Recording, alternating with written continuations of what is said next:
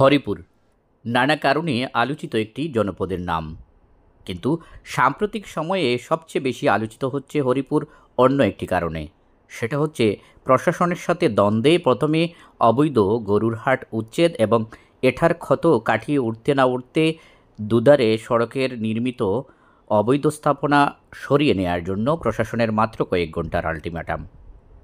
সব মিলিয়ে একেবারে নাস্তানাবুদ অবস্থা হরিপুরের। প্রশাসনের আলটিমেটামের পর দেখা যায় যে সিলেট তামাবিল সড়কের দুধারে যে স্থাপনাগুলো রয়েছে সেগুলো নিজ দায়িত্বে সরিয়ে নিচ্ছেন ব্যবসায়ীরা। আর এতে করে মহা বিপদেই বলতে হয় এই জনপদ তথা এই বাজারের ব্যবসায়ীরা পড়েছেন। বিশেষ করে ঈদ এবং ঈদের সাথে সাথে ব্যবসায়িক এই সংকট তাদের জন্য কঠিন হয়ে দাঁড়িয়েছে।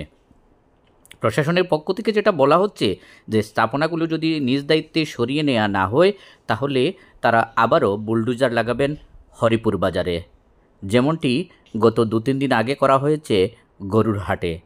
একেবারে মাটির সাথে মিশিয়ে দেয়া হয়েছে আলোচিত এই বাজারটি। এবার সড়কের দুধারের একই অবস্থা হতে যাচ্ছে। যদিও মালামাল সহ কিছু স্থাপনা সরিয়ে নেওয়া সম্ভব হবে মালিকপক্ষের পক্ষ থেকে, কিন্তু বাকিটা বুলডোজার দিয়ে গুড়িয়ে দেওয়া হবে এমনটাই মনে করা হচ্ছে।